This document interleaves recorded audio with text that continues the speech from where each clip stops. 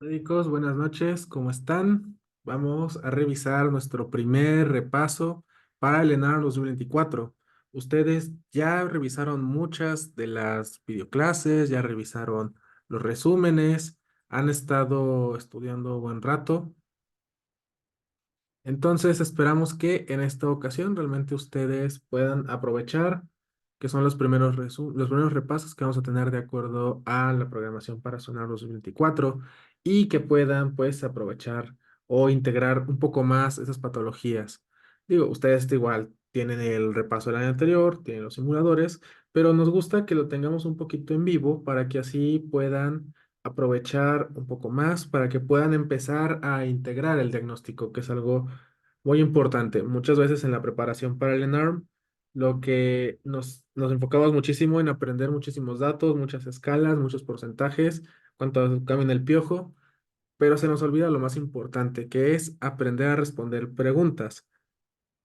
Entonces, vamos a aprovechar este momento para hacer ambas cosas al mismo tiempo.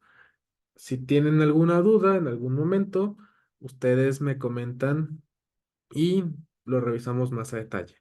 Entonces, lo que vamos a hacer es revisar casos clínicos. Lo primero que tenemos aquí es este caso. Se los voy a leer. Llega una paciente de 32 años de edad.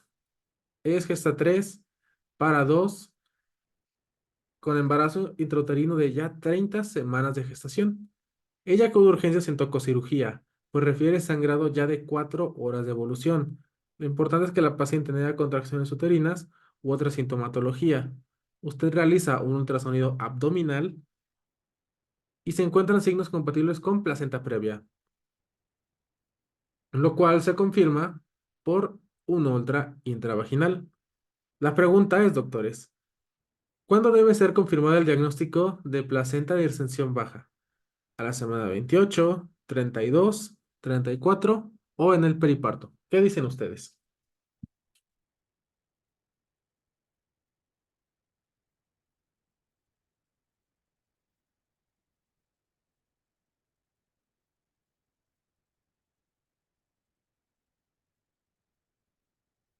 Pueden responder usando su micrófono, pueden responder a través del chat, pero intenten responder el caso.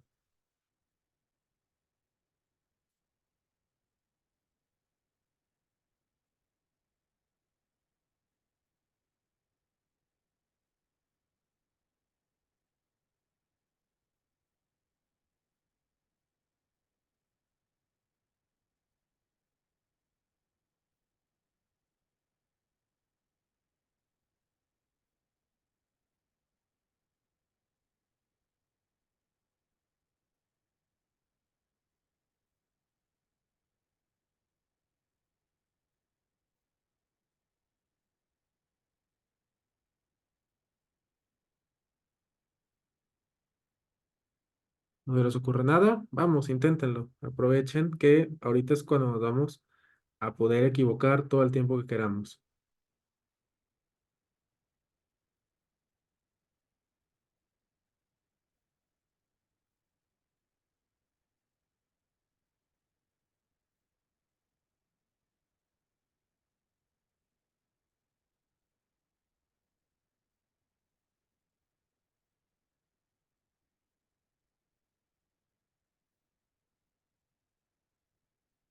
¿No? Bueno, estas se las voy a regalar.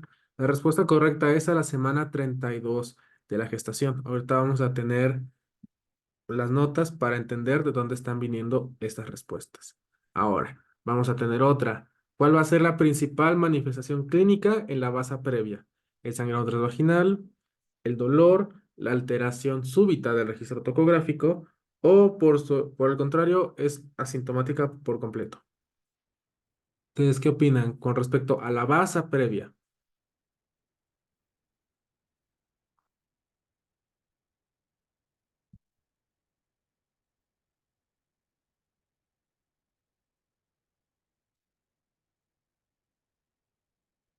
No dicen que la opción correcta es la A. ¿Alguien tiene alguna otra opción? Dolor, alteración súbita del registro ecográfico, o está de acuerdo con la A, o para ustedes la base previa sintomática. ¿Qué es lo que recuerdan?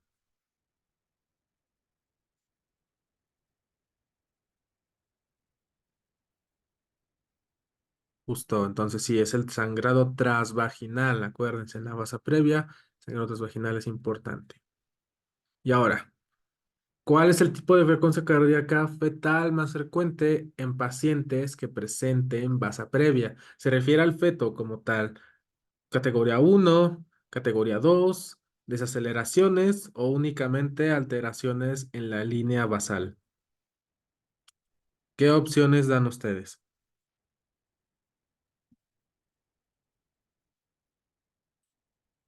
Nos dicen aquí que la B, ¿alguien tiene otra opción?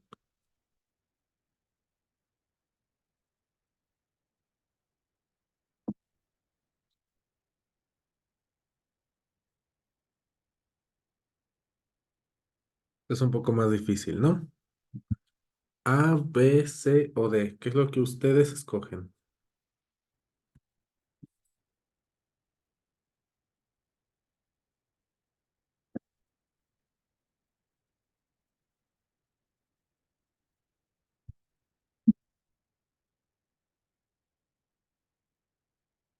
Entonces, la respuesta correcta es la B, es la categoría 2. Lo que vamos a hacer es tener el repaso de las clases que ya habíamos visto anteriormente, para que así nos sea un poquito más sencillo, puedes entender de qué estamos hablando. Muy bien, entonces vamos a ver las definiciones. Tenemos aquí la primera, que son anomalías de la inserción placentaria. Como tal, la guía clínica, esto ustedes ya vieron en su clase, es el conjunto de anomalías ocasionadas por una inadecuada inserción o invasión placentaria y se asocian con un incremento en la morbilidad y también en la mortalidad para el binomio. Luego viene el acretismo placentario, la cual es el término general para referirse a una placenta adherente parcial o totalmente a la pared uterina y de acuerdo con el grado de invasión puede ser acreta, increta o precreta. Aquí es donde tenemos el ejemplo, ¿no? De que generalmente si esta fuera la placenta, bueno, si esta fuera más bien la parte que está adherida, esta es la placenta, todo esto. Este es el útero. Pues aquí tenemos, ¿no? Entonces la placenta acreta, que justamente yo la recuerdo como que esta apenas está invadiendo lo que es el miometrio.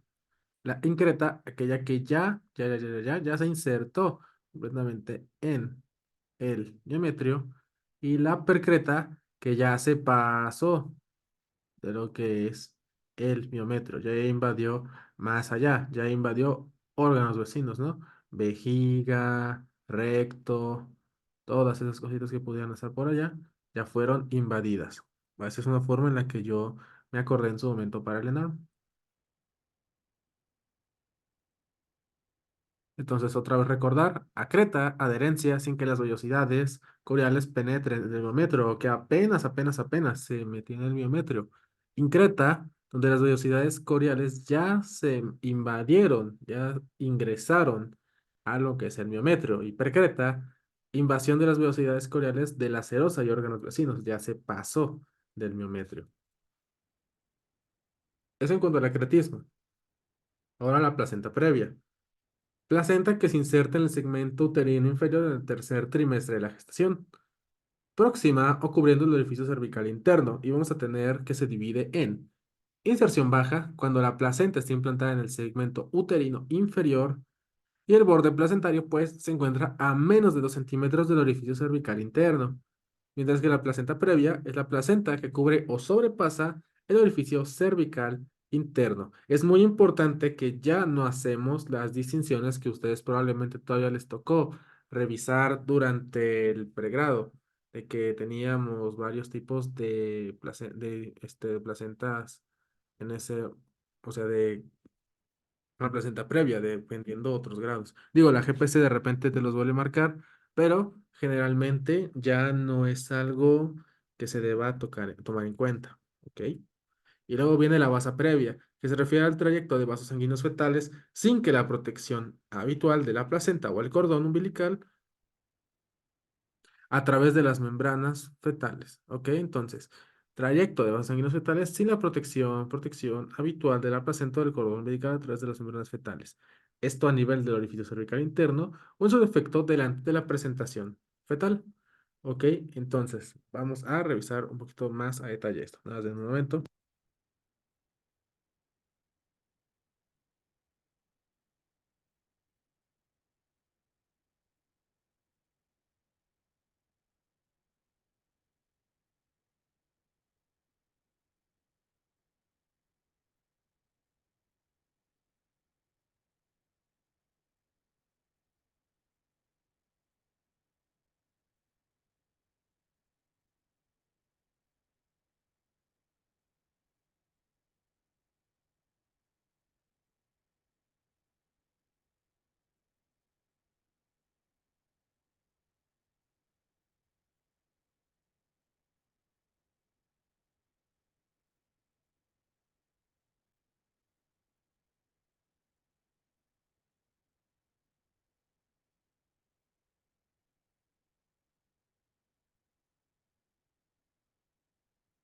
Ok, entonces, hay que tener en cuenta el abordaje. Es muy importante saber de qué nos están hablando. La mayoría de los casos en el ENARM sí van a ser sobre todo de placenta previa, pero hay que estar preparados para todo.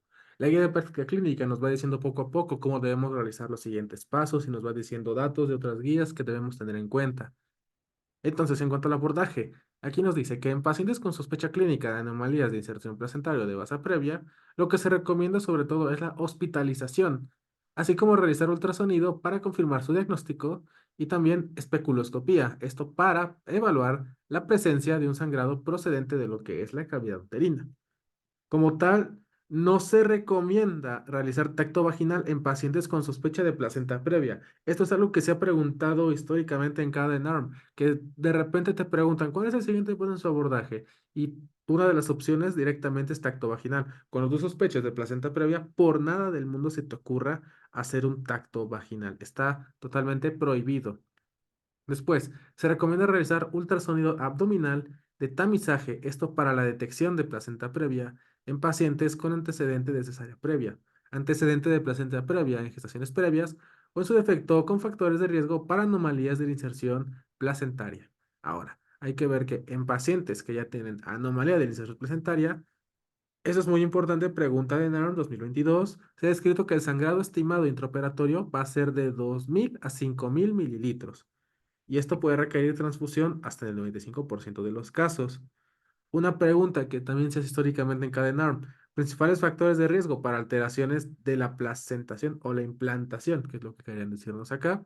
La más importante es tratamientos de infertilidad. Es una pregunta en la que año con año se equivoca la gente, pero hay que tener en cuenta que es esta la respuesta. Tratamientos de infertilidad es la causa por la cual tienes alteraciones en la implantación, la principal. Ya después viene la que ustedes generalmente colocan, que es cesárea previa, y otras ya son tabaquismo o en su defecto edad materna avanzada. Entonces hay que tenerlos en cuenta porque si no nos podemos equivocar.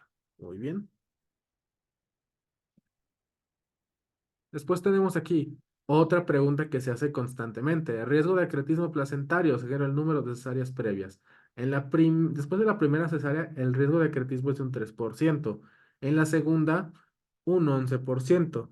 Ya en la tercera, aumenta exponencialmente hasta un 40%. No se diga en la cuarta, con un 61%. Y ya a partir de la quinta, 67% y para arriba. Eso quiere decir, pues que obviamente mientras más cesáreas presente nuestra paciente o le realicemos a la paciente, el riesgo de acretismo placentario va a ser mayor. Esta es una pregunta que año con año se hace, generalmente la pregunta es aquí. A partir de la tercera cesárea es cuando te la pueden hacer. Pero bueno, como ven la guía de práctica clínica aquí como que nos va abordando de todos al mismo tiempo, entonces igual nosotros lo vamos viendo como al mismo tiempo, pero con las diferencias entre una y otra.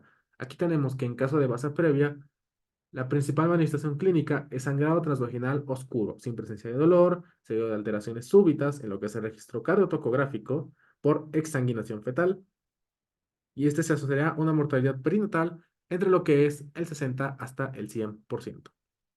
Y aquí tenemos la imagen de los distintos nombres que se le ponía antes a la placenta previa, pero ya vimos que actualmente solo es una y se acabó. Entonces, aquí también ven algo que les va a servir muchísimo, las imágenes de ultrasonido. Estas directamente vienen de la guía de práctica clínica, entonces no hay pierde, así es como quieren que lo veamos. Aquí en la primera figurita, lo que tenemos es directamente la inserción baja de la placenta. Aquí, como pueden observar, tenemos la distancia entre lo que es el borde placentario y el orificio cervical interno. Y como pueden ver aquí, pues justamente esta distancia es menor a 2 centímetros o 20. Entonces, pues obviamente si tenemos una placenta de inserción baja en este momento. Y aquí tenemos igual imagen ultrasonográfica de placenta previa, en donde vemos que justamente la placenta y el orificio cervical interno son estos dos de acá. Y vemos aquí que el borde placentario justamente rebasa y cubre por completo el orificio cervical interno. Muy bien, entonces esas son las diferencias. Inserción baja, pues como vemos aquí, la distancia sigue siendo menor. Bueno, es de 1,8 centímetros, es menor a 2 centímetros. Y aquí directamente ya es placenta previa porque ya cubrió el orificio cervical interno. En cuanto a su diagnóstico, entonces, vemos que en pacientes asintomáticas, en las que el ultrasonido en el segundo trimestre del embarazo nos reporte una distancia del borde placentario al OSI igual o mayor de 20 milímetros, lo que se sugiere es considerar como un hallazgo normal. Ok, entonces otra vez. El problema es este, en asintomáticas, en las que el ultrasonido del segundo trimestre del embarazo nos da una distancia del borde placentario igual o mayor de 20 milímetros, hay que considerar un hallazgo normal. Mientras que cuando la distancia sea menor, ahora sea los 20 milímetros o los 2 centímetros, se debe realizar seguimiento ultrasonográfico y confirmar el diagnóstico hasta las 32 semanas de gestación, que es lo que nos decía el caso clínico. No hay contraindicación para realizar ultrasonido endovaginal en pacientes con placenta previa. O sea, no hagas tacto, pero sí el ultrasonido. Eso es algo que también hay que tener en cuenta. Ahora, vemos que el ultrasonido endovaginal es herramienta segura y efectiva para el diagnóstico de placenta previa o inserción baja de la placenta. Si se te ocurrió hacer un abdominal y tienes placenta de inserción baja, te conviene repetir el ultrasonido vía vaginal y agregarle este con la vejiga vacía. Y aquí tenemos otra vez la confirmación. El diagnóstico de inserción baja de placenta se realizará cuando el borde placentario esté a menos de 20 milímetros del orificio cervical interno, esto sin llegar a cubrirlo. Y de placenta previa, cuando el borde placentario cubre o en su defecto rebase el orificio cervical interno. ¿Ok? Entonces, aquí tenemos ahora imágenes de acretismo placentario. Aquí hay un dato que ustedes les van a preguntar todo el tiempo. Entonces, también se recomienda el ultrasonido como primera opción para el diagnóstico de acretismo, incretismo o percretismo placentario. Y aquí tenemos tal cual la imagen del ultrasonido, donde tal cual lo que nos tiene que importar es esto, observar la presencia de las famosísimas lagunas placentarias y también nos recomienda, y también tenemos que observar la pérdida de la zona de interfase. Pero estas lagunas placentarias es el dato ultrasonográfico que nosotros tenemos que recordar el día de hoy, ¿ok? Lagunas placentarias, entonces también es uno importante, que nos habla de acretismo placentario. Entonces, ahora vamos a ver un poquito sobre la base previa, que es de la que estaba hablando en el caso clínico, ¿no? El diagnóstico de base previa se establece cuando los vasos fetales estén a menos de 2 centímetros de distancia del orificio cervical interno, pero hay que hacer un énfasis, ¿ok? Estos son los vasos fetales, no es la placenta, que es muy diferente. Y tal cual se recomienda el empleo de ultrasonido para establecer el diagnóstico prenatal de base previa. Entonces ya lo tienes, ¿no? Tú sospechas de acretismo placentario, base previa o placenta previa, tú le tienes que hacer un ultrasonido a esa paciente. No te le busques por otro lado. La recomendación es clara. Tienes que hacer un ultrasonido.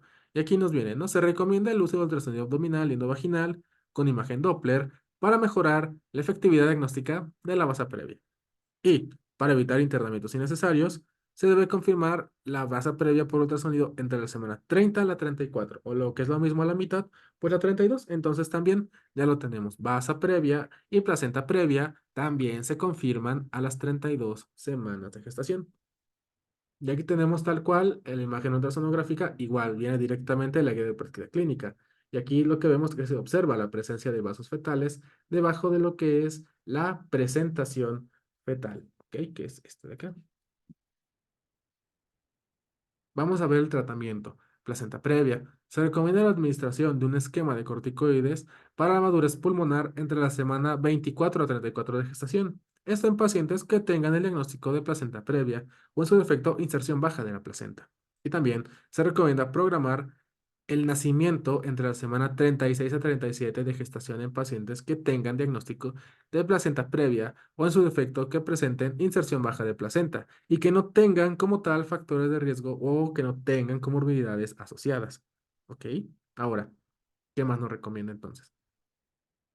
En caso de presencia de una hemorragia obstétrica, a pesar de utilizar los uterotónicos, se recomienda el uso de balones intrauterinos o técnicas quirúrgicas conservadoras para el control de la hemorragia. Estas son ligaduras de arterias uterinas, ligaduras de arterias hipogástricas o suturas compresivas. Y de hecho vamos en este orden. Entonces, ya nos está hablando aquí, en cuanto a la placenta previa, de muchos esquemas que vamos a utilizar todo el tiempo. Siempre son los mismos, pero hay que entender que, por qué o de dónde vienen, ¿no? Este que nos está hablando acá, los corticosteroides para la madurez pulmonar, siempre que tengamos una patología que nos obligue a interrumpir el embarazo, si podemos esperarnos 48 horas para la aplicación del esquema de corticosteroides, ya lo hicimos. Esto antes de la semana 34 para evitar justamente el síndrome de membrana hialina.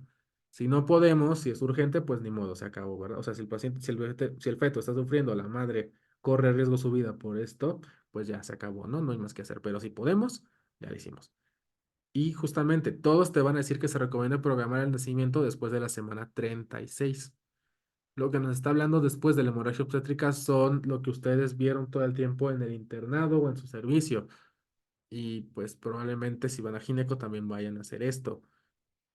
Primero van a usar uterotónicos, luego el empaquetamiento, los balones intrauterinos y luego las técnicas quirúrgicas conservadoras. Ya tenemos aquí la ligatura de arterias uterinas, hipogástricas, suturas compresivas y ya finalmente histerectomía obstétrica en caso de que no controlemos la hemorragia. Y justamente nos habla de algo muy importante. Se recomienda realizar una cesárea de urgencia para el tratamiento de la vasa previa rota. Obviamente aquí no vamos a realizar la incisión de Fansteel. Aquí vamos a realizar una infraumbilical longitudinal, pues justamente para tener acceso rápido a lo que es el útero y que podamos obtener rápidamente el producto. Aquí nos viene el del acretismo. En pacientes con diagnóstico de placenta acreta, increto, precreta, se recomienda programar el nacimiento entre la semana 34 a 36 de gestación o 36 de gestación. Vean cómo es lo mismo. Se recomienda considerar anticipar el nacimiento en caso de sangrado transvaginal persistente, preeclampsia, trabajo de parto, ruptura de membranas, compromiso del bienestar fetal o en su defecto desarrollo de comorbilidades maternas. Ahora, en pacientes con acretismo placentario, lo que se recomienda es realizar cesárea histerectomía, aquí de plano, no le vamos a hacer conservador. Se recomienda incluso dejar la placenta in situ y evitar intentar separar la placenta de las paredes uterinas. ¿Por qué? Porque tu paciente va a sangrar, así de sencillo. No lo vas a lograr. Ya vimos que nos hablaba de que si con la placenta previa, digo, con la base previa eran 5.000 mililitros, pues aquí lo mismo. O sea, esa placenta ya hizo que se perdiera por completo el útero. Entonces tú sacas al niño y haces la histerectomía, porque si no, tu paciente se va a desangrar. Como vemos aquí, es punto de buena práctica clínica. En pacientes con diagnóstico de acretismo placentario, se recomienda realizar incisión media infraumbilical, lo que yo les decía, ya que permite mejor exploración de la cavidad abdominal y mejor exposición de los tejidos. Si tu paciente tiene placenta acreta, increta o precreta, se recomienda realizar histerectomía total abdominal, dejando la placenta in situ. Y en caso de hallazgo transoperatorio incidental de acceso placentario, igual, ni modo, se recomienda realizar histerectomía obstétrica dejando la placenta in situ. Esto pasaría obviamente si tú nunca hubieras hecho un ultrasonido, ¿verdad? Pero que puede pasarte. Entonces, no lo, no lo desprecies. ¿Alguna duda hasta el momento?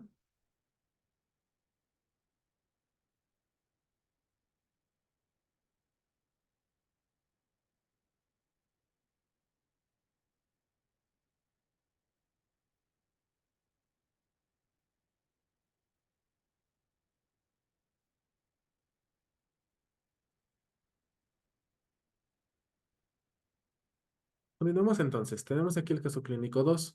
Mujer de 29 años de edad quien acude por referir náusea, mareo, vómito ocasional y 7 semanas de amenorrea. refiere a realizarse una prueba para embarazo en orina resultando positiva. Como antecedente de importancia refiere ser hemotipo ABRH positivo. Desconoce qué grupo es su esposo, pero sí sabe que es RH negativo.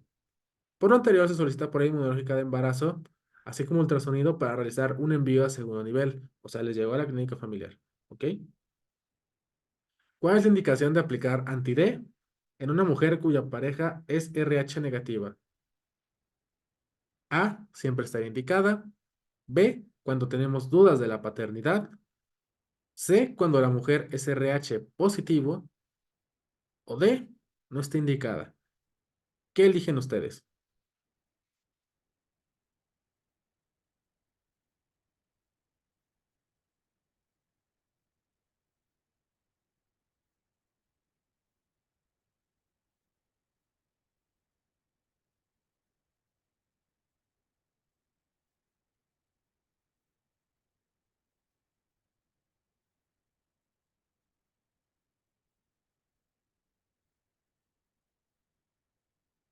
Uno dicen que la C, cuando la mujer es RH positivo. Otro dice que es la B. C. Ok. Vamos a ver. La respuesta correcta es la B. Ahorita vemos por qué. En la paciente a quien se le administró inmunoglobulina anti-D a las 18 semanas, ¿a qué semana se le debe aplicar el refuerzo? Esa es pregunta de NARM 2021 y 2022. ¿A las 24, a las 26, a las 28 o a las 34? ¿Qué dicen ustedes?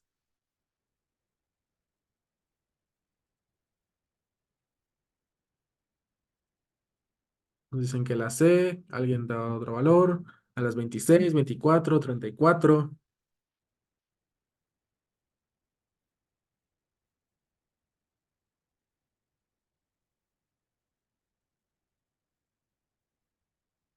La respuesta correcta es la D, hasta las 34 semanas de gestación. Y ahorita vamos a ver por qué. En la mujer con riesgo de isoinmunización, en quien se aplicó inmunoglobulina anti-D a la semana 30, que es muy diferente a la pregunta anterior, ¿cuándo aplicarías la segunda dosis? A, ya no aplica segunda dosis. B, a la semana 32, considerando que se la aplicamos a la 30. C, 72 horas posparto. O D, dentro de la primera semana posparto. ¿Qué dicen ustedes?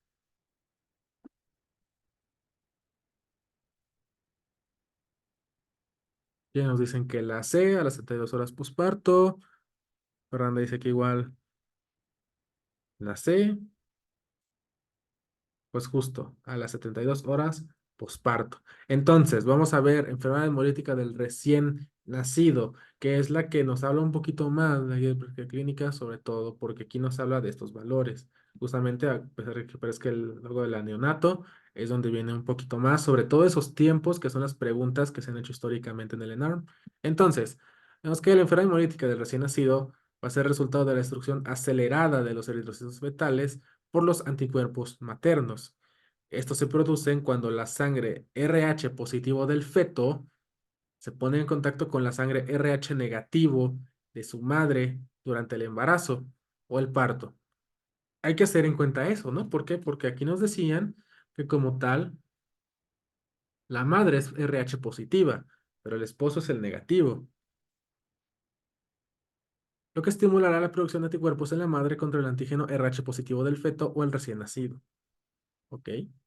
Estos anticuerpos son IgG, los cuales cruzan la barrera placentaria y se incorporarán a la circulación fetal, donde van a formar los complejos antígeno-anticuerpo en los eritrocitos positivos del feto.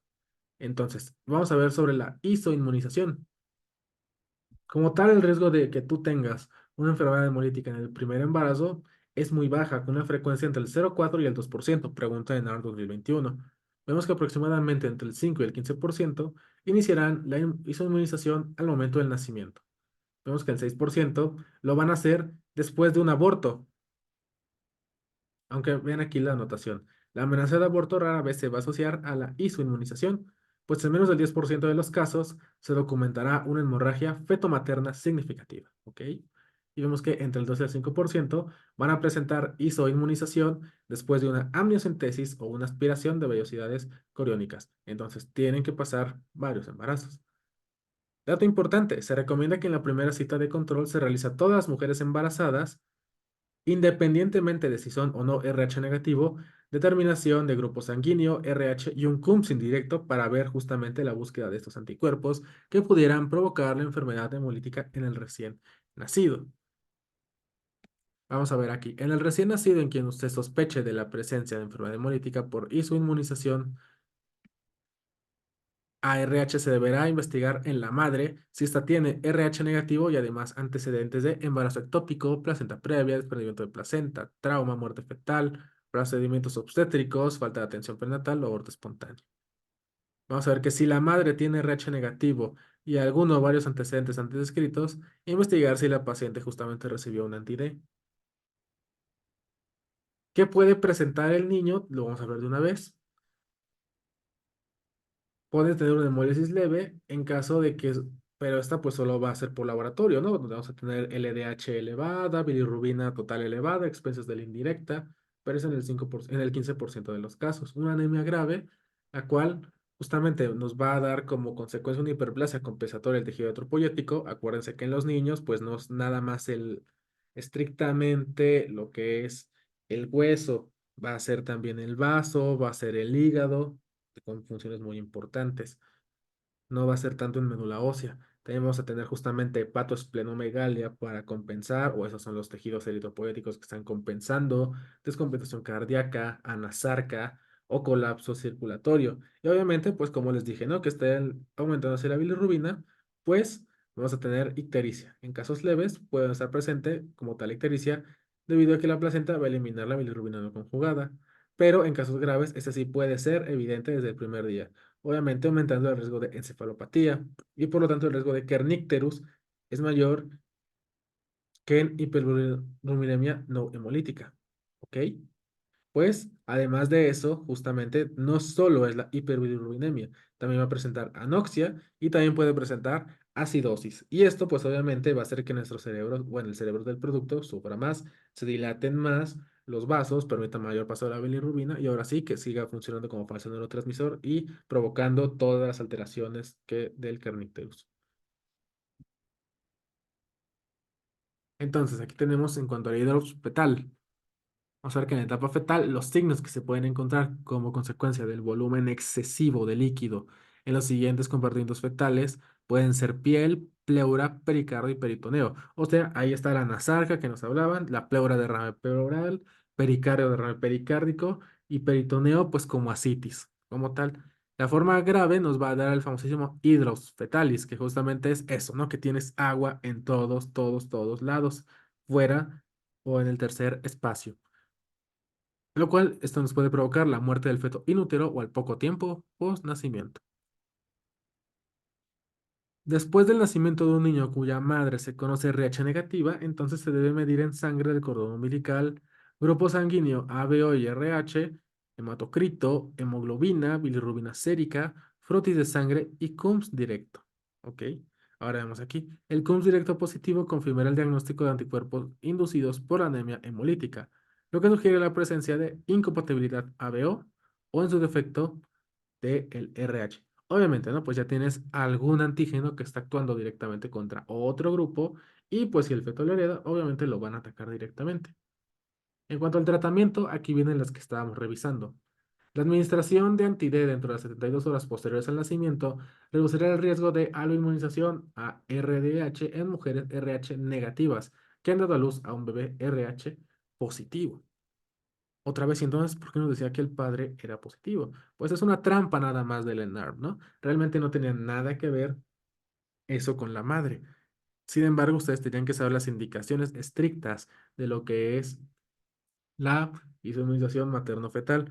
Hay preguntas del ENARP que son así, que te ponen un caso clínico complejo pero al final no tienen nada en que ver las preguntas con el caso clínico. Tú tienes que ser capaz de saber las indicaciones específicas de cada tratamiento y más importante, tener seguridad en ti mismo de que lo que estás respondiendo es correcto.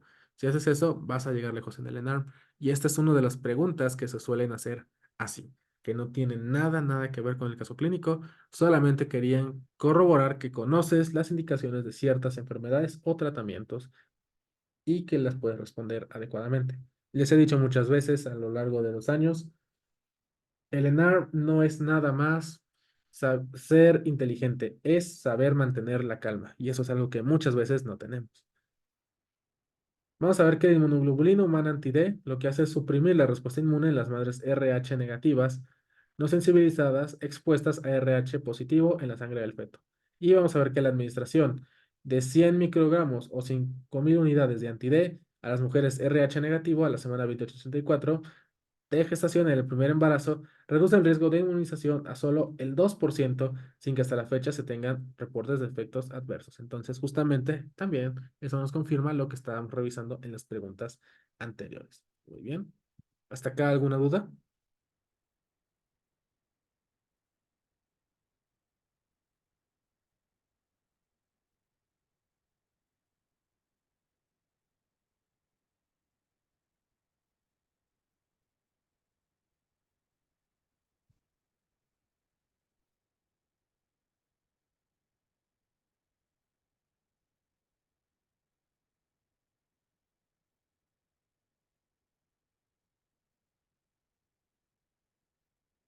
Ok, seguimos entonces. Caso clínico 3. Mujer de 32 años de edad, tiene portabilidad satisfecha. Esta es referida desde el primer nivel de atención por sangrado uterino normal de 8 meses de evolución. Actualmente la paciente se encuentra en tratamiento por síndrome anémico. El ultrasonido lo que te va a hacer es reportar una masa en ovario derecho consistente con probable endometriosis. Esta previamente fue tratada en primer nivel con manejo conservador sin mejoría. Y vamos a ver que la paciente acepta tratamiento quirúrgico para el manejo del sangrado uterino. La pregunta es, ¿cuál se considera el tratamiento definitivo para la endometriosis grave?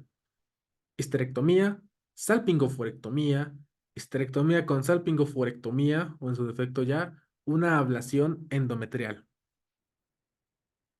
Datos importantes, vean la edad de la paciente y justamente este dato de aquí, la pareja satisfecha. Con esto en mente, ¿cuál es su opción?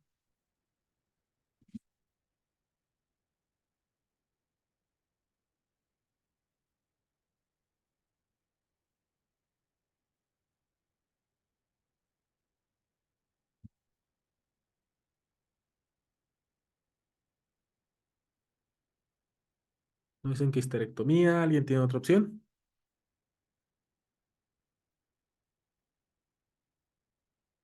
Ok, parece que todos estamos de acuerdo en que es histerectomía, ¿no? Ahorita lo revisamos.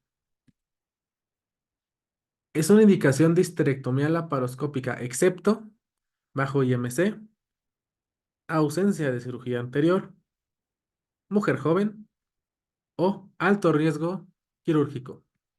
Esta es muy obvia, ¿no? Pero hay que ver si siguen concentrados. ¿Cuál le dan? A, B, C o D.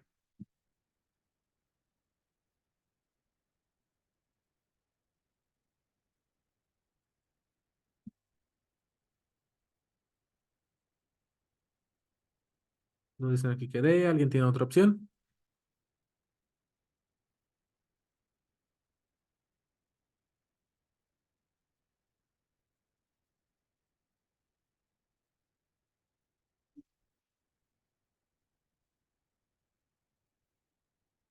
Ok, entonces, justamente aquí es la D.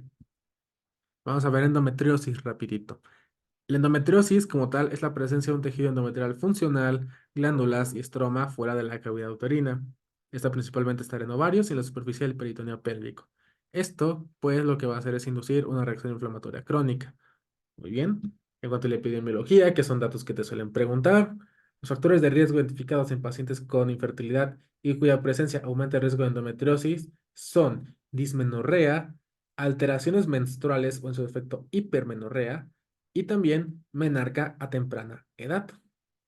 Los sitios de mayor frecuencia para implantación de lesiones endometriósicas, justamente por orden de frecuencia, esta es una pregunta obligada del ENARM, son ovarios, fondo de saco de Douglas, ligamento ancho y ligamentos uterosacros. ¿Ok? Vamos a ver que la menarca temprana de antes de los 11 años de edad, de ciclos cortos con una duración menor a 27 días Y con hemorragia mayor que lo normal en duración y cantidad, se asocian también a la presencia de endometriosis. Y vamos a ver que todo factor que genera disminución en la producción de los estrógenos se asocia a disminución en el desarrollo de endometriosis. O sea que justamente todo aquello que te baje los estrógenos va a disminuir esta enfermedad. Los que te recomienda o te menciona la GPC son tabaco, ejercicio, por el hipogonadismo que provoca, así como disminución del porcentaje de grasa corporal, porque justamente recuerden que pues la aromatasa también te ayuda, bueno, en tejido graso pues te ayuda a la transformación de los estrógenos. Entonces, si tú disminuyes la grasa corporal, pues va a disminuir también la endometriosis. Esto no quiere decir que solamente haya esto en mujeres obesas o que incluso las mujeres obesas sean más propensas a endometriosis, para nada, sino que son datos que te hablan de que pueden reducir la incidencia de la endometriosis. Y hablando de endometriosis, ¿ustedes saben cuál es la famosísima tríada de la endometriosis? Es una pregunta de cada ENARM y que prácticamente tienen que ser capaces de identificar. Mujer en edad fértil que tiene. Vamos a hacer el triangulito, ¿no?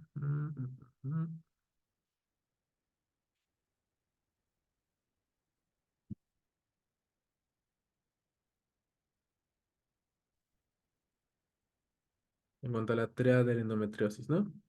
Aquí tenemos esto y vamos a ponerle aquí, donde está anotar texto. La tríada de la endometriosis. Acuérdense que es dismenorrea, por un lado. En el otro, dispareunia.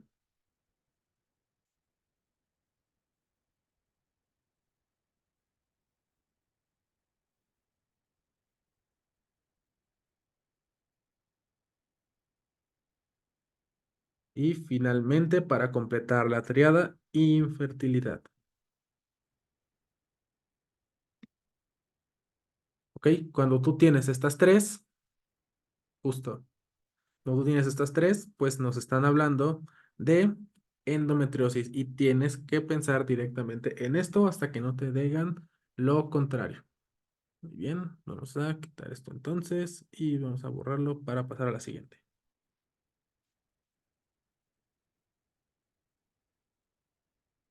Mm, Eso tiene que estar acá entonces. Ok, entonces, para el diagnóstico. Las manifestaciones clínicas principales de endometriosis justamente van a ser entonces un dolor pélvico crónico, infertilidad y también una masa anexial, que es el endometrioma.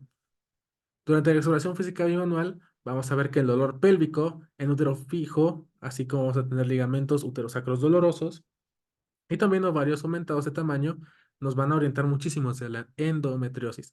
Obviamente aquí hay que hacer un diagnóstico importante con enfermedad pélvica inflamatoria, ¿no? Obviamente. ¿Qué nos está hablando? ¿Qué nos podría diferenciar? Pues que aquí como tal no hay infección, entonces probablemente no tengamos fiebre. Los nódulos que infiltran profundamente, o sea, los ligamentos uterosacros o en el fondo del saco de Douglas, se detectarán mejor cuando se realiza el examen clínico durante la menstruación, entonces también se vale. ¿Cuáles son las recomendaciones de la guía de práctica clínica? Se recomienda realizar un ultrasonido vaginal como un estudio de gabinete inicial en pacientes que presenten endometriosis, así como sospecha clínica de endometriomas, y de contar con el recurso de resonancia magnética, se puede utilizar como herramienta de diagnóstico para endometriomas. Y también se recomienda la laparoscopía, esto para establecer el diagnóstico de la endometriosis.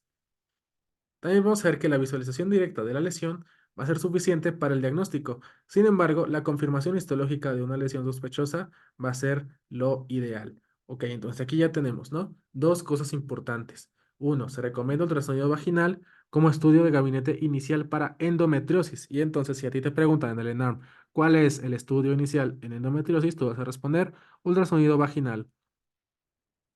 Y si te dicen ahora sí, ¿cuál es el gol estándar? Es por la paroscopía, donde vas a buscar la visualización directa de la lesión. Como vemos aquí, esto es suficiente para el diagnóstico. Sin embargo, el diagnóstico definitivo ahora sí va a ser la confirmación histológica. Como vemos aquí, en caso de endometriomas de más de 4 centímetros y lesiones endometriosas profundas, el diagnóstico histológico es necesario, pues tienes que excluir que no sea una lesión maligna, sobre todo si está en ovario, ¿no? Porque hay que hacer el diagnóstico diferencial directo con cáncer de ovario. En cuanto al tratamiento, esto es algo que yo me confundía muchísimo antes de hacerme NARM. Como lo que causa que la paciente, tienes que preguntarte por qué viene la paciente. La paciente viene por el dolor en la menstruación, la paciente viene por el sangrado, la paciente viene por infertilidad. De todos modos, lo primero que te recomienda la GPC sigue siendo el dolor. Aparentemente para ellos el dolor es lo más frecuente y la razón principal de consulta. Puede ser, pero obviamente si tu paciente tiene endometriosis y llega por que es infértil, vas a tratar la infertilidad. Si no te dice específicamente que llega por infertilidad, si te dice que llega con los síntomas del caso clínico, entonces lo que tú vas a hacer es tratar el dolor. ¿Ok? Entonces, se recomienda el uso de AINE como medicamento de primera línea en el manejo de pacientes con dismenorrea y dolor pélvico. Vemos aquí que los anticonceptivos orales combinados en forma continua deben ser considerados tratamiento de primera línea para el manejo de dolor pélvico asociado a endometriosis. ¿Cuál es el problema? En la GPC primero viene este y luego viene este. Y para el ENARM, justamente el primerito que te van a solicitar, si no te especifican que trates la infertilidad, es un AINE, ¿ok? Entonces, ya, eso es algo que tienes que tener muy en cuenta, porque si no te vas a equivocar y vas a poner como yo, que siempre ponía el anticonceptivo oral al principio y me equivocaba.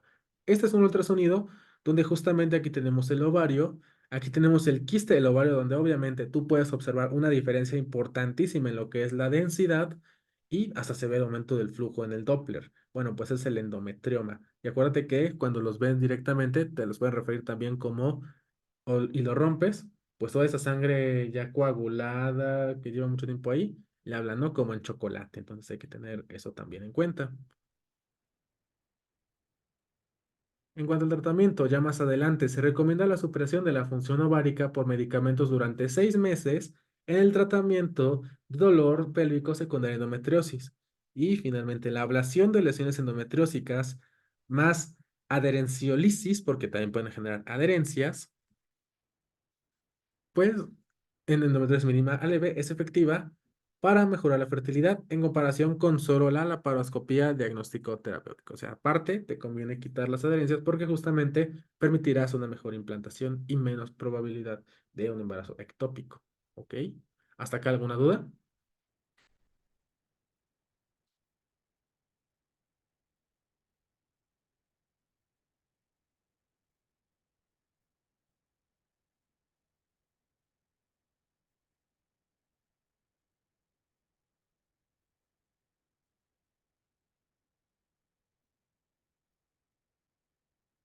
Parece que no. Muy bien.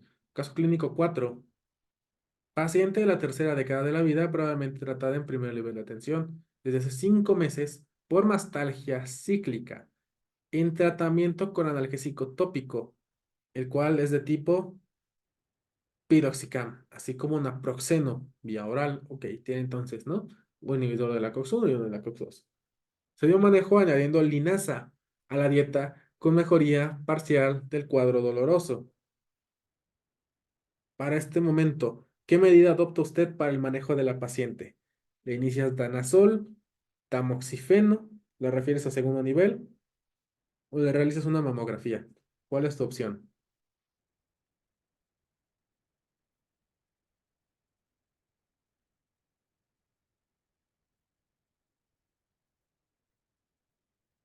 Y nos pusieron que la D, alguien opina otra cosa.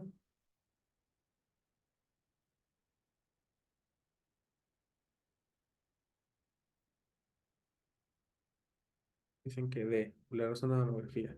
Pues que creen, no, se va a hacer uno nivel. Y ese es otro consejo. Si en el ENARM a ustedes les ponen como opción esta de referir a segundo nivel, después de un manejo inicial o ante un cuadro que sea urgente, una urgencia, y no les digan que están en sala de urgencia, la recomendación justamente es esta.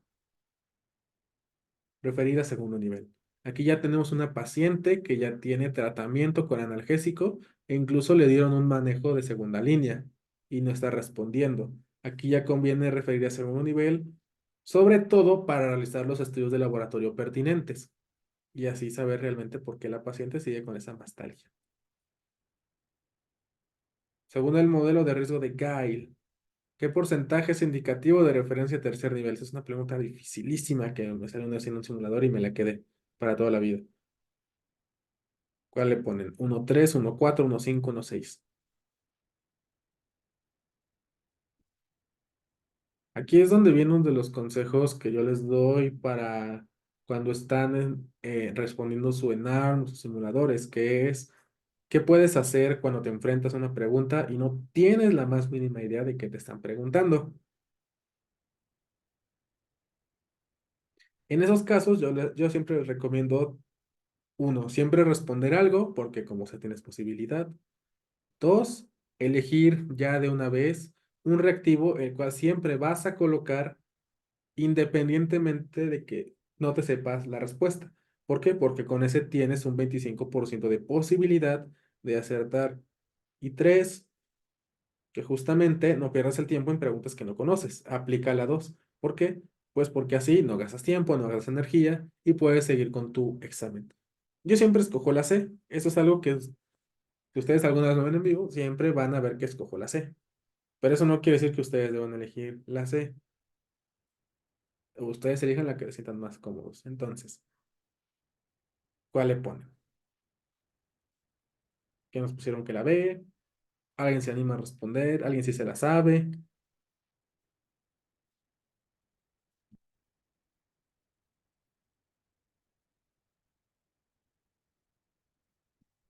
Pues la respuesta correcta es D, 1.6, por si se les llegan a preguntar en el ENAM. Vamos a ver rápido, ¿no? Patología benigna de mama.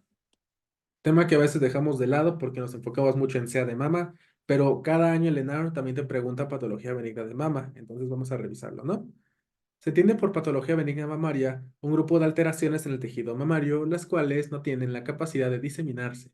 Responden a mecanismos hormonales, factores externos como hábitos nutricionales y estilo de vida, las cuales interactúan entre sí creando un grupo de signos y síntomas muy variados, y estos se manifestarán por dolor mamario, masas, nodularidad, turgencia, irritabilidad, secreción y también descarga por el pezón y o inflamación e infección que en algunos casos también te pueden elevar el riesgo de patología mamaria maligna.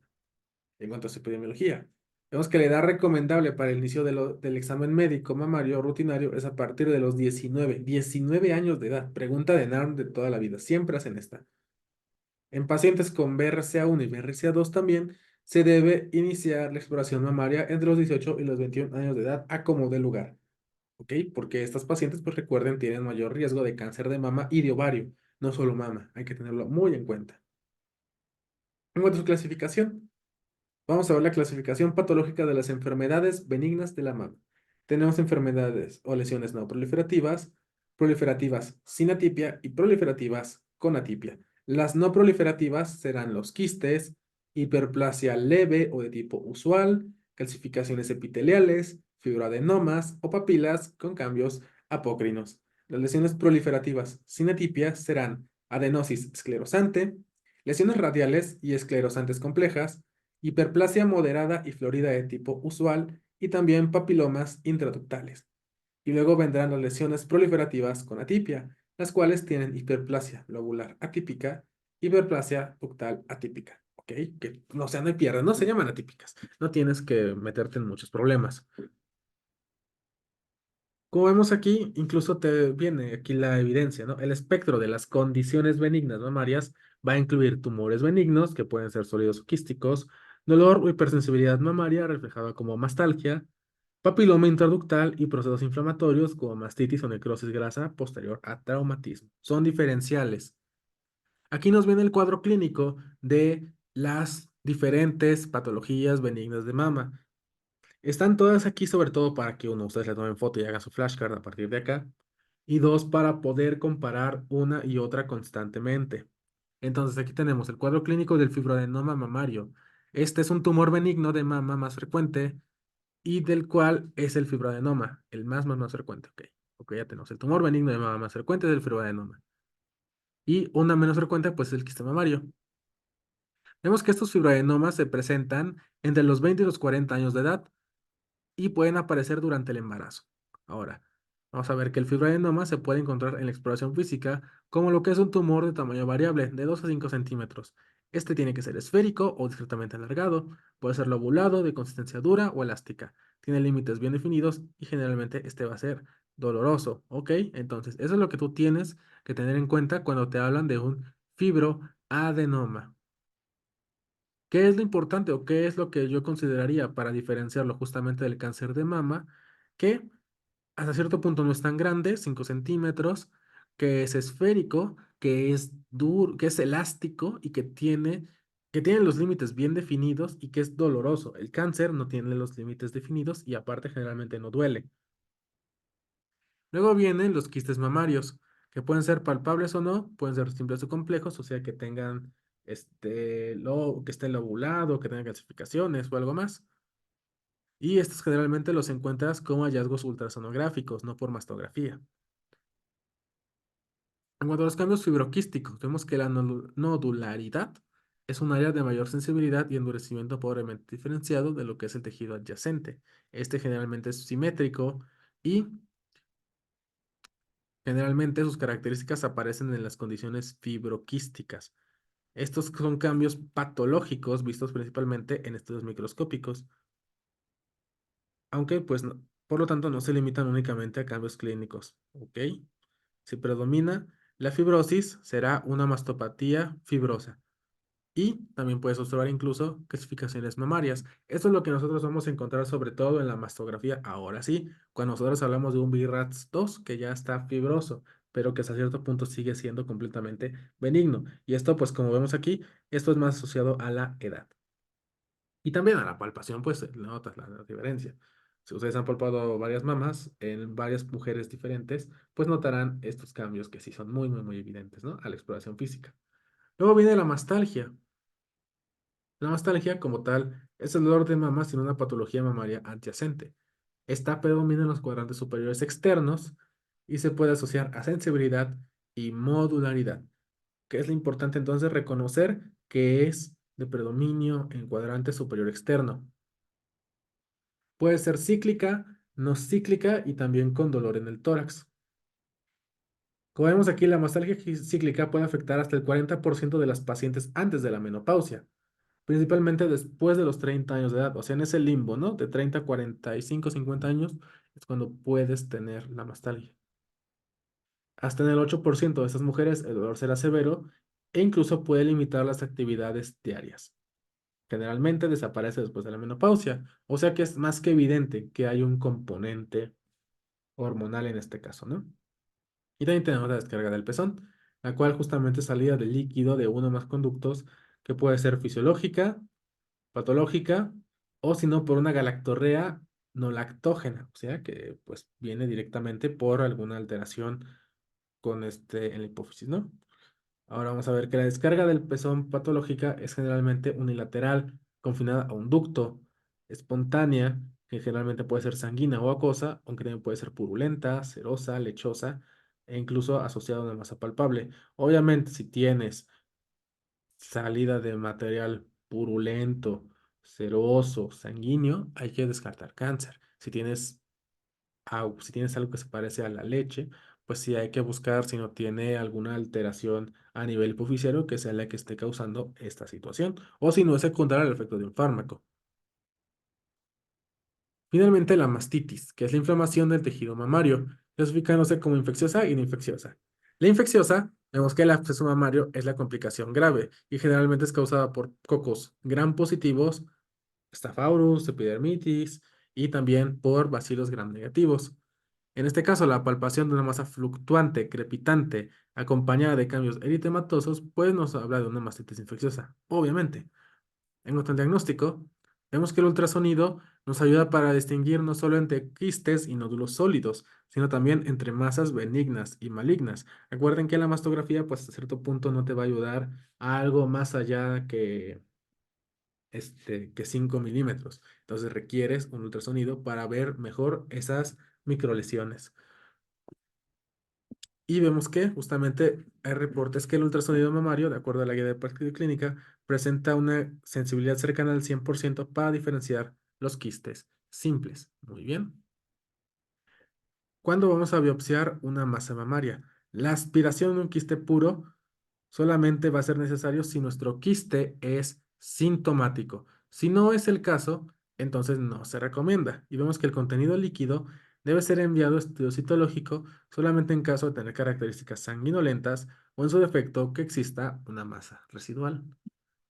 Lo más importante, yo creo, de todo esto, de la patología benigna de mama, es justamente el tratamiento.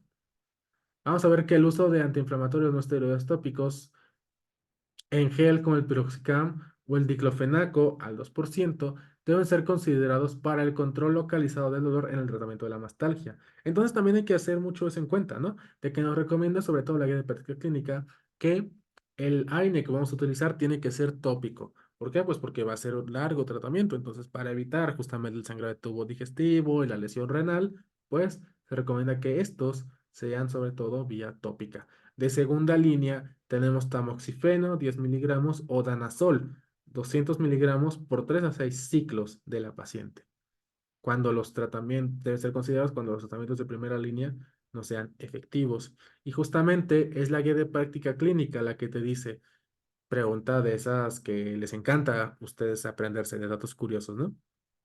El uso de 25 gramos de linaza en la dieta diaria de la mujer es considerado como primera línea de tratamiento para la mastalgia cíclica severa. No lo digo yo, aquí está tal cual la copia de la guía de práctica clínica. Entonces, primera línea, AINES tópicos y linaza. Segunda línea, tamoxifeno o danazol. Bien, ¿hasta acá alguna duda?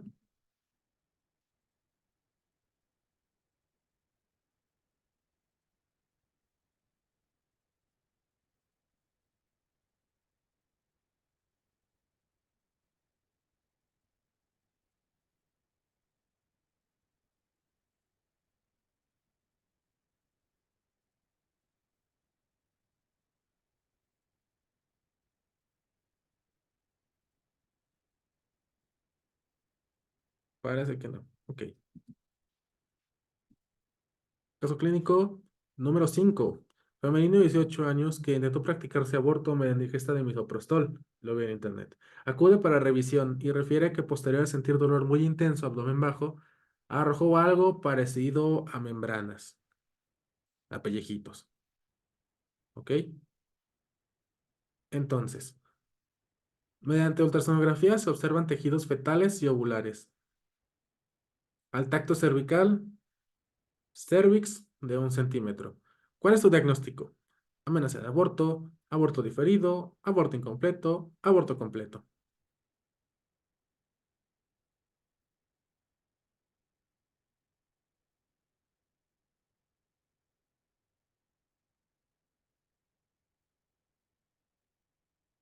¿Qué opción le dan? Vamos, anímense.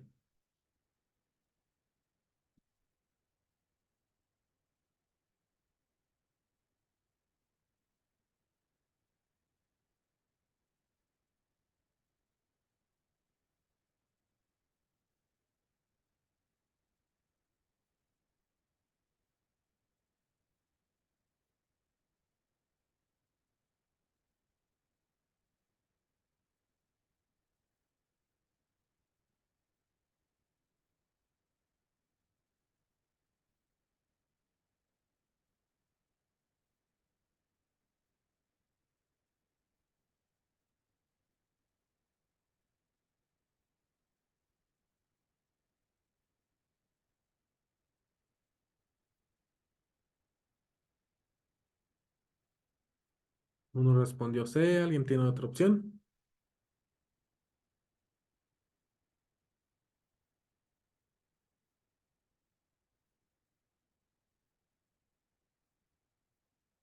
A, C. Pues la respuesta correcta es C, aborto incompleto. Ahorita vemos por qué.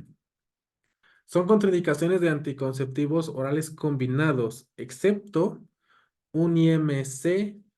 Si se preguntan por qué es ese, es porque luego así viene el ENARM, para que no se me distraigan. Un IMC de 35, TA 170-90, pacientes menores de 35 años con migraña sin aura o pacientes mayores de 50 años. ¿En quienes están contraindicados los anticonceptivos orales combinados?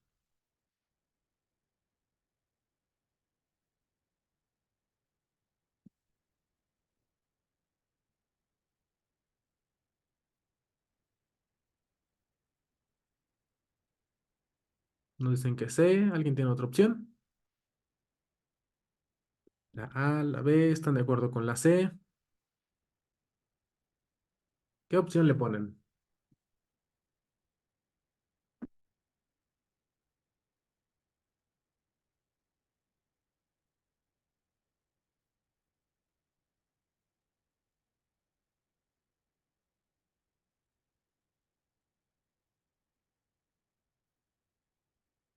La A.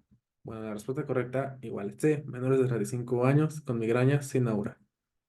Vamos a ver sobre aborto. Tema igual cardinal para lo que es el ENARM. Y sobre todo las definiciones, las nuevas definiciones. Bueno, ya ni tan nuevas, ¿verdad? Pero sí hay diferencia a las viejas guías de práctica clínica. Entonces, el aborto es la terminación espontánea o provocada de la gestación antes de la 20ª semana, 20ª a partir de ahora, contando desde el primer día de la última menstruación normal o expulsión del producto de la gestación con peso menor a 500 gramos. Y tenemos todas esas definiciones que yo les recomiendo que si se aprendan para suenar, porque se las van a preguntar. Aborto completo, expulsión total del producto de la concepción y que no requiere evacuación complementaria. ¿Suena lógico? Diferido, cuando habiendo ocurrido la muerte del producto en la concepción, este no se expulsa de forma espontánea, también le decimos retenido. En evolución, presencia de hemorragia genital persistente, actividad uterina reconocible y, este es el más importante, lo vamos a subrayar de una vez. Modificaciones cervicales, como son borramiento y dilatación. Esto para el que es en evolución. Aborto incompleto, cuando ocurre expulsión de una parte del huevo o del feto y el resto se encuentra aún en cavidad uterina.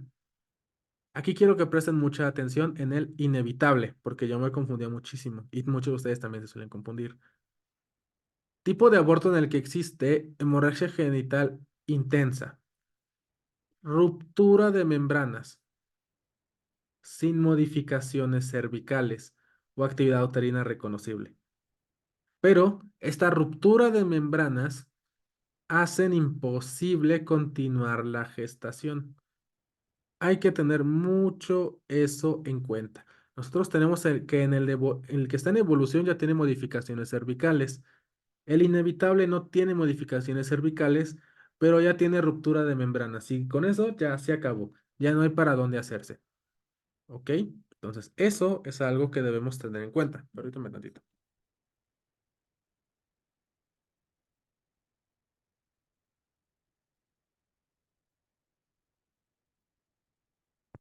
Y era algo en lo que yo me acuerdo cuando estudié para mi ENAR, me equivocaba todo el tiempo. Luego viene el aborto séptico.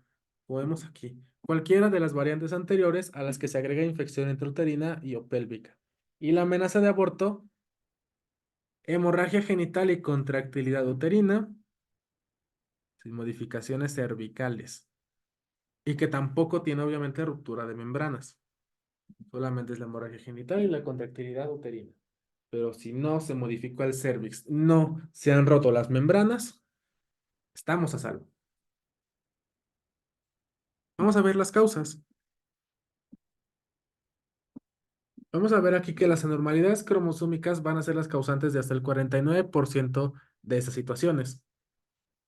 La mayoría son eventos aleatorios, tales como errores en la gametogénesis materna o paterna, entrada de dos espermatozoides en un óvulo o en su defecto la no disyunción. Vemos que aunque faltan estudios de investigación, se ha observado que la presencia de pólipos mayores de 2 centímetros, que sería de medianos elementos, pues se puede asociar con pérdidas del embarazo. Nos habla aquí otra vez, la miomatosis uterina está relacionada con el aborto por las siguientes razones. Uno, porque hay dificultad para la implantación y deficiente aporte sanguíneo al feto. Dos, porque hay un rápido crecimiento y degeneración con liberación de citoquinas. Y tres, por ocupación total del espacio uterino que dificulta el crecimiento del feto. Ahora, se ha observado que cuando existe un aborto previo, la posibilidad de un nuevo aborto incrementa en un 5%. Pues es una pregunta que también siempre les hacen en el ENARM, entonces les recomiendo que de una vez se la aprendan, porque sí o sí se las van a preguntar. Vamos a ver. Los anticuerpos antifosfolípidos y los anticuerpos anticardiolipinas van a estar asociados al aborto. Principalmente, el recurrente. Muy bien. Aquí tenemos el algoritmo del aborto, que este sí lo coloqué porque necesito que se lo aprendan muy bien. Está un poquito enredado, la verdad, pero vamos a verlo poco a poco. Sobre todo porque nos habla de cuál va a ser el tratamiento, que luego es otra que se nos va. Lo primero que nos dice el algoritmo. Bueno, una anotación. Se debe realizar anclaje cervical en pacientes con más de tres pérdidas o antecedente de nacimiento pretérmino. Obviamente, que no se haya encontrado la causa, o sea, que no tengas anticuerpos antifosfolípidos, diabetes o algo que justifique el por qué tienes esa incompetencia cervical. Ahora sí, tenemos una gestación de menos de 20 semanas de la gestación. Aquí vamos a ver que tenemos dos opciones. Tu paciente tiene 11 semanas de gestación o menos o tiene 12 a 20 semanas de gestación, porque obviamente después ya sería un óbito.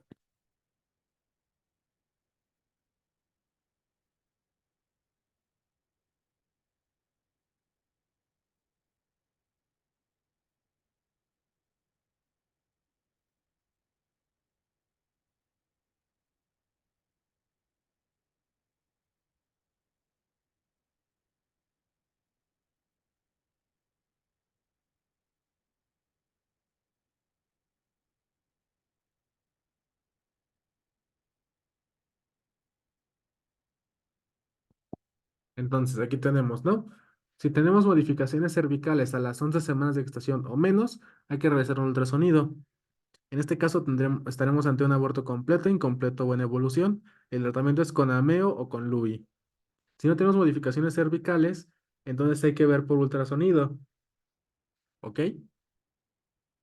Vamos a ver aquí si tenemos un aborto retenido o incompleto. En caso de que sí, podemos dar tratamiento médico con misoprostol, o podemos dar ameo, o podemos dar LUI.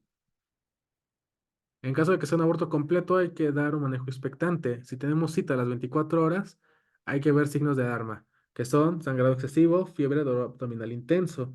Si los presenta, tratamiento médico, ameo o LUI. Y si no, nos quedamos con el puro manejo expectante. Si tenemos una paciente que ya tiene de 12 a 20 semanas de gestación, otra vez hay que ver si hay modificaciones cervicales. Si no las tiene, pues ultrasonido. En ese caso, podremos ver si no tenemos un aborto inevitable, en evolución o incompleto. Y en ese caso, pues como ven, a partir de la semana 11, que es a donde yo quería llegar, ya se recomienda inducto conducción de aborto con misoprostol. Si tiene modificaciones cervicales, igual ultrasonido, podemos estar ante la misma situación. Inevitable en evolución incompleto y al final el tratamiento sigue siendo el mismo. Entonces, todo este algoritmo nos tiene que dar dos cosas. Muy bien, las que son 11 semanas o menos, Ameo Lui, 12 a 20 semanas, inducto conducción con misoprostol, independientemente de todo lo que ustedes me digan. Aquí tenemos justo esta tablita que lo que busca es tener como la comparación rápida de todos estos tipos de aborto. Entonces, aquí tenemos otra vez la definición. Siempre les lo repito porque se les van a preguntar, me la preguntaron a mí y cada año la vuelven a preguntar. El aborto es la terminación espontánea del embarazo antes de la semana 20 de gestación o con un peso de menos de 500 gramos. Y aquí tenemos, en el caso de una amenaza de aborto, podemos presentar dolor, no vamos a tener modificaciones en el cérvix, sí podemos tener sangrado, no vamos a tener ruptura de membranas y en el ultrasonido vamos a tener la frecuencia cardíaca fetal estable.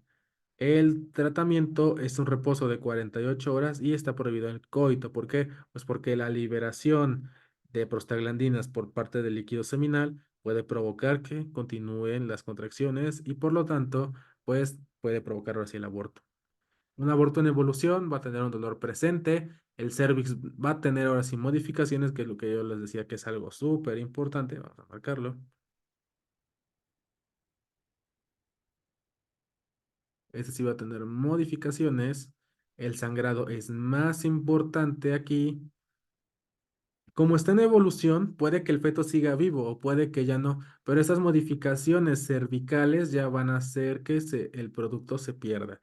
El tratamiento legrado, menos de 12 semanas, misoprostol, más de 12 semanas, o también AMEU, dependiendo, ¿no? El aborto completo, ya no vamos a tener dolor, Ya no vamos a tener modificaciones en el cervix porque ya se perdió todo el producto. Este ya recuperó su forma normal. En ultrasonido lo que sí va a ser importante es esto. Ya no vamos a presentar saco gestacional. ¿Por qué? Pues porque ya no hay producto. Entonces, esto ya se nos perdió. Y el tratamiento únicamente vigilancia. Cuando estamos ante un incompleto, este puede presentar dolor. El cervix obviamente va a tener modificaciones porque todavía está ahí el producto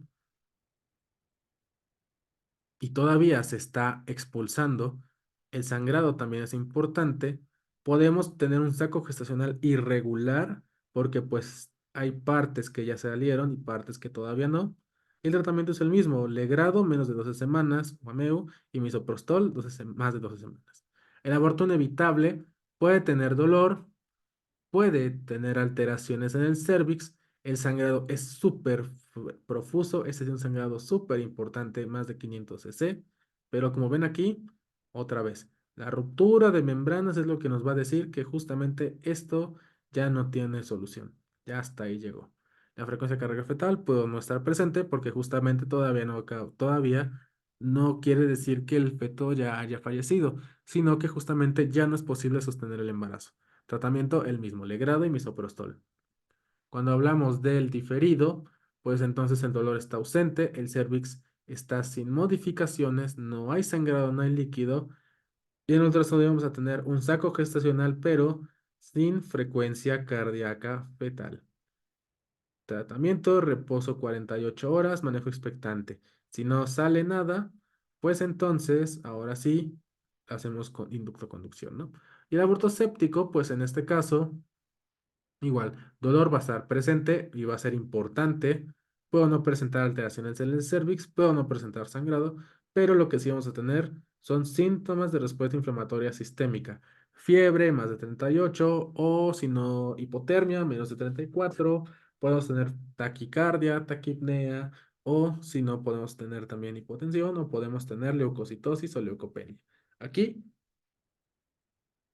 el tratamiento es con antibiótico y el que nos recomienda la guía de práctica clínica justamente es ampicilina, amikacina. ¿Ok? Entonces vamos a borrar todo esto para pasar a la siguiente parte. ¿Hasta el momento alguna duda con el aborto?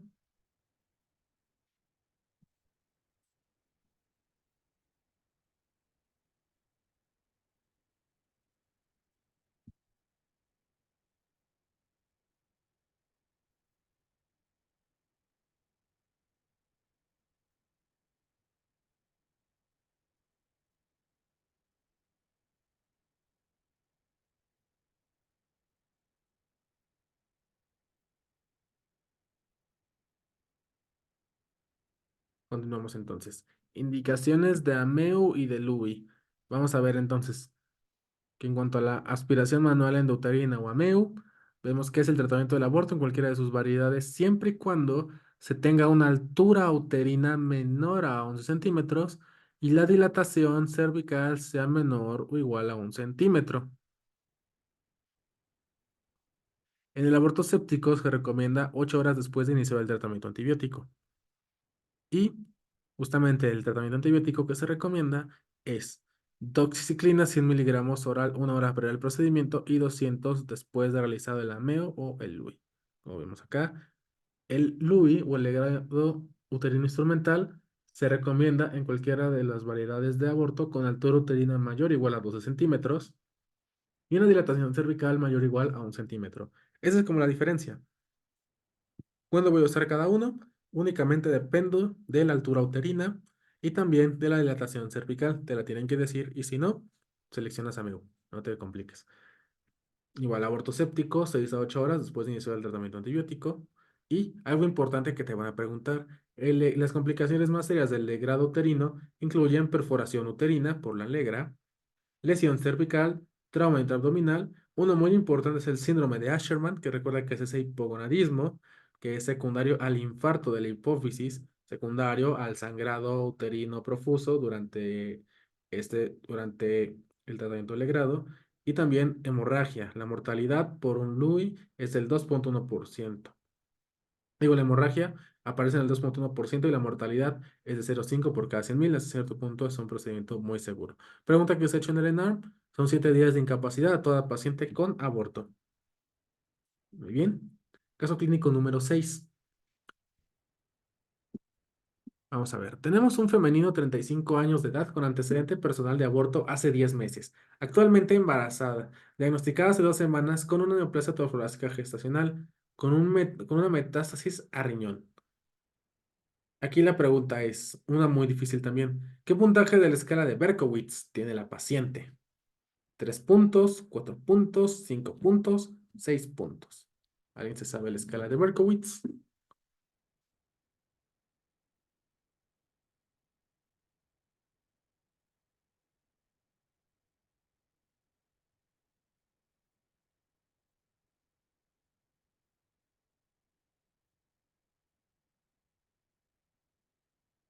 Y si se la saben, ¿cuántos puntos le dan?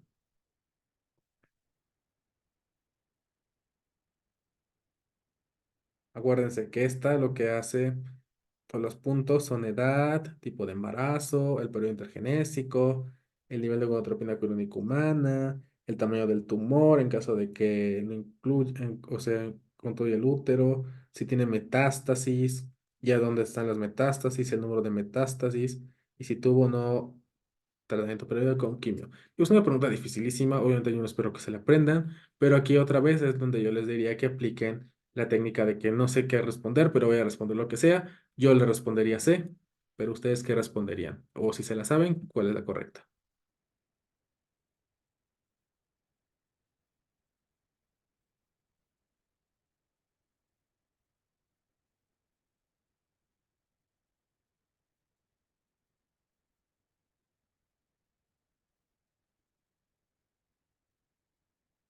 Muy bien, la respuesta correcta es B, son 4 puntos.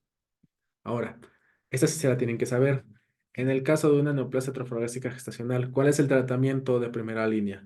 ¿Actinomicina, metrotexato, actinomicina etoposide o cisplatino?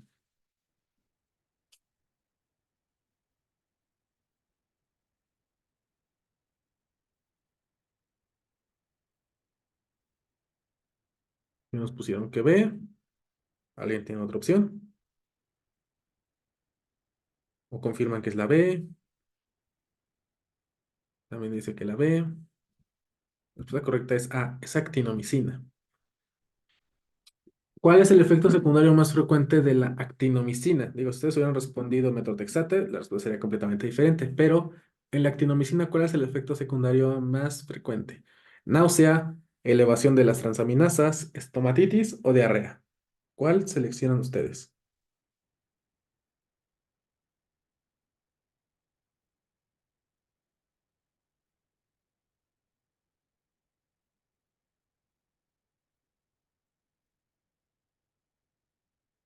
Nos dicen aquí que la A, ¿alguien tiene otra opción? ¿O confirman que es la A?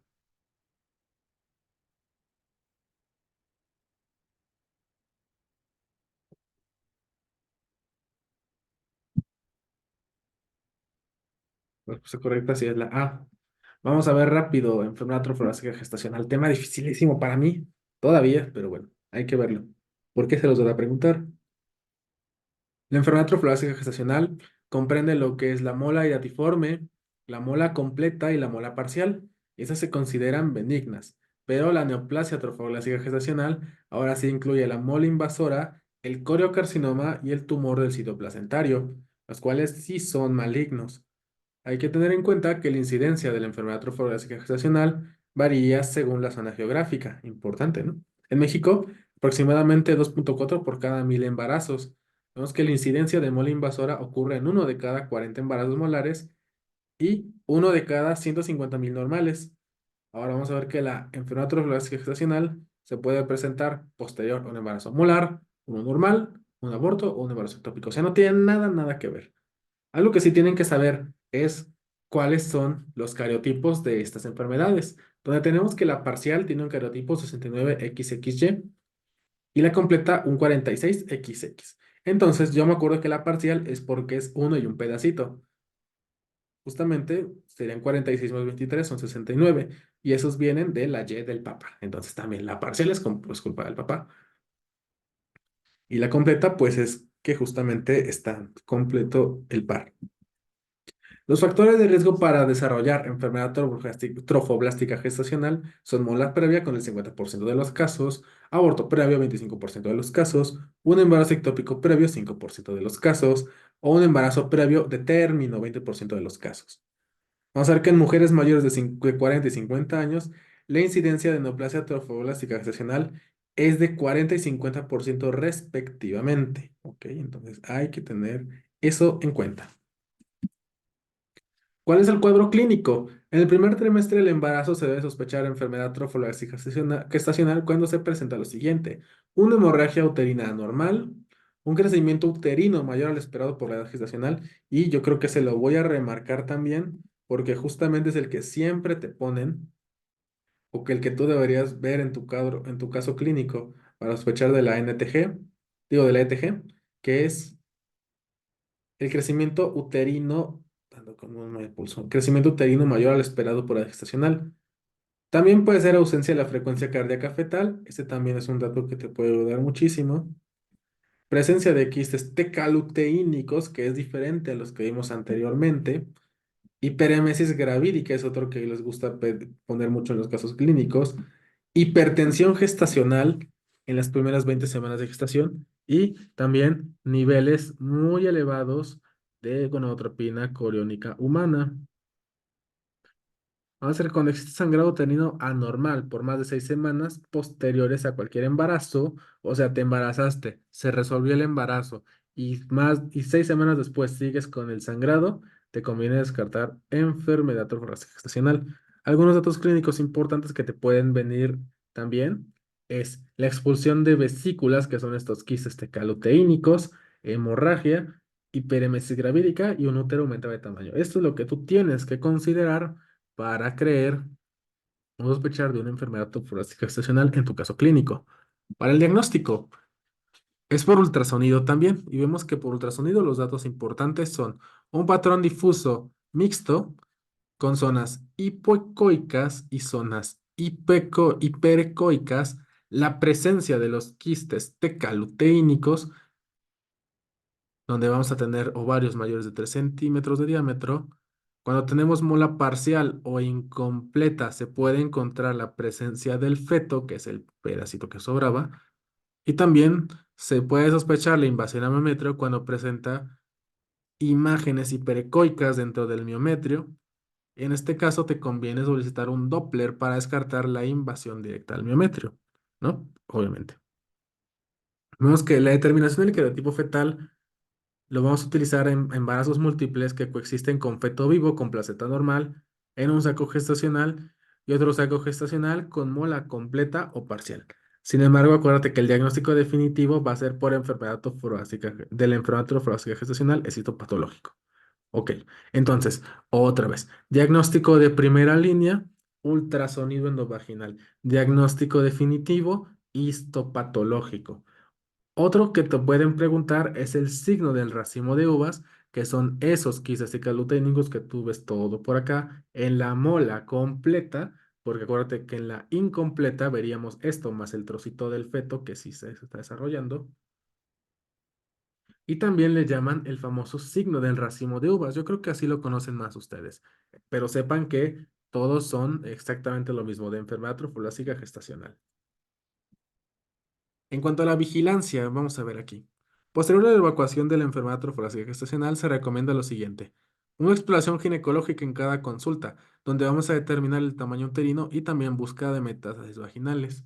También determinación de niveles de gonadotropina crónica como una fracción beta sérica semanal hasta su negativización. Y posteriormente mensual hasta que cumpla 6 meses post evacuación. Si no se negativizan esos valores, hay que valorar los criterios para descartar neoplasia trofoblástica gestacional y también tele de tórax para búsqueda de metástasis. Si te preguntan cuáles son los criterios de sospecha de malignidad, pregunta de NARM. Creo que lo voy a marcar con verde para que no sea el mismo. Niveles de gonadotropina coriónica humana en meseta o fluctuaciones del 10%. Estos en los días 1, 7, 14 y 21 posevacuación. 2, que los niveles presenten incrementos mayores al 10% en los días 1, 7 y 14 post-evacuación, o que la gonadotropina crónica humana persista detectable después de 6 meses post-evacuación. Eso no te puede pasar. Entonces, ni uno de esos tres. Uno, que la gonadotropina crónica humana se quede en meseta durante los conteos semanales en el primer mes con fluctuación del 10%, que este presente, en vez de bajar, aumente más del 10% en las primeras 2 semanas, o de plano que persista todavía elevado 6 meses después. ¿Ok? En cuanto al tratamiento, vemos que el manejo de la mola parcial, cuando la paciente tiene paridad satisfecha, es histerectomía en bloque, pero vamos a conservar los ovarios. Si no tiene paridad satisfecha, entonces se tiene que hacer histerotomía, ya sea igual por Ameo o por Louis. En la quimioterapia, vamos a ver, criterios para iniciar la quimioterapia. 4 mediciones de gonotropina crónica humana en los días 1, 7, 14, 21, que si te acuerdas son los mismos que tenemos acá, que están en meseta. Ya te está hablando de NTG. Igual lo mismo, 3 mediciones en los días 1, 7 y 14 con incrementos mayores al 10% o que persista después de 6 meses. ¿Ok? También ya necesitas ahora sí un diagnóstico histológico de coriocarcinoma o en su defecto que la paciente presente metástasis en los sitios principales. Van en orden de frecuencia. Hígado, cerebro y tracto gastrointestinal o pulmonar mayores de 2 centímetros en la tele de tórax. ¿Ok? Entonces, en todo paciente con muela de alto riesgo para desarrollar neoplasia trofoblástica, se debe iniciar quimioterapia profiláctica con actinomicina. Aquí está la respuesta, ¿no? Dosis única y la dosis es de 1,25 miligramos metro cuadrado. Ok, no funciona la quimio. Entonces, cuando vamos a realizar tratamiento quirúrgico, cuando tengamos tumor del sitio placentario, hemorragia uterina severa o sepsis, cuando persista la neoplasia a pesar de la quimio, en pacientes con paridad satisfecha con la neoplasia confinada al útero, o también antes o después de la quimio en pacientes consideradas de alto riesgo. Muy bien. ¿Hasta acá alguna duda?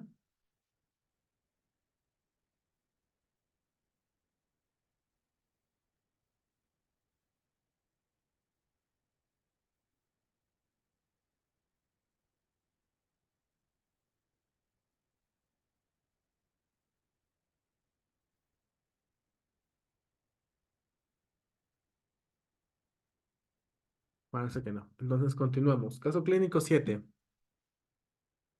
Como parte de las actividades en su servicio social, se le solicita investigar acerca de las enfermedades de transmisión sexual para impartir pláticas de prevención dirigidas a grupos de riesgo que acudan a consultar. La pregunta es, ¿qué porcentaje de la población en países en vías de desarrollo es sexualmente activa? 85%, 75%, 95%, 65%. ¿Qué les dice la GPC? ¿Quiénes respondieron A? ¿Alguien está de acuerdo? ¿Alguien tiene otra respuesta?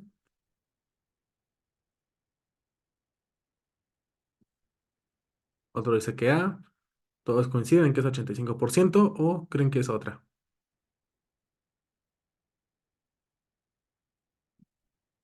La respuesta correcta sí es A. Y ahora, ¿cuál es la cantidad de condones a proveer en las clínicas de atención? 12 a 15, 10 a 12, 2 a 16, 10 a 15. Me dicen que es A, otro dice que es C. ¿Qué dice el resto de ustedes? ¿Está bien? ¿Está mal? ¿Cuánto le ponen?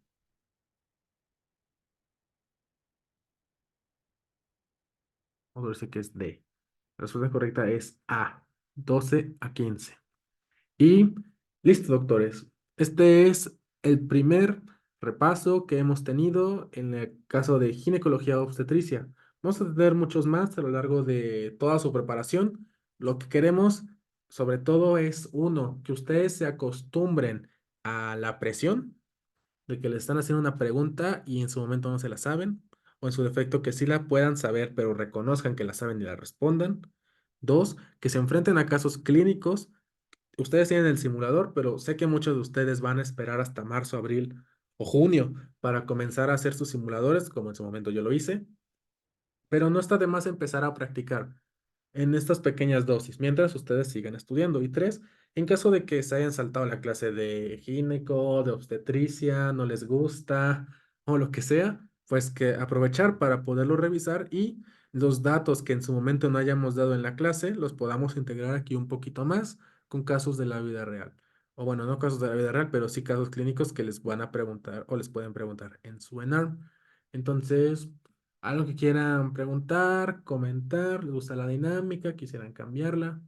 Cuéntenme, ¿qué les pareció este primer repaso?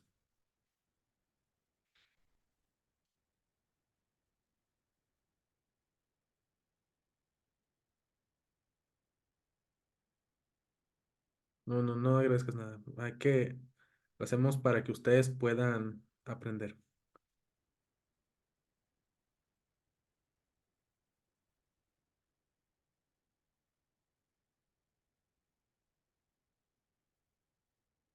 Bueno, pues parece que no hay nada más. No, esta clase como sea, o este repaso se sube a la plataforma para que lo puedan consultar después en caso de que sí lo quieran.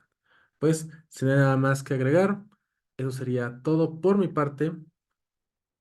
Y ya nos veremos en el siguiente. Tengan buena noche.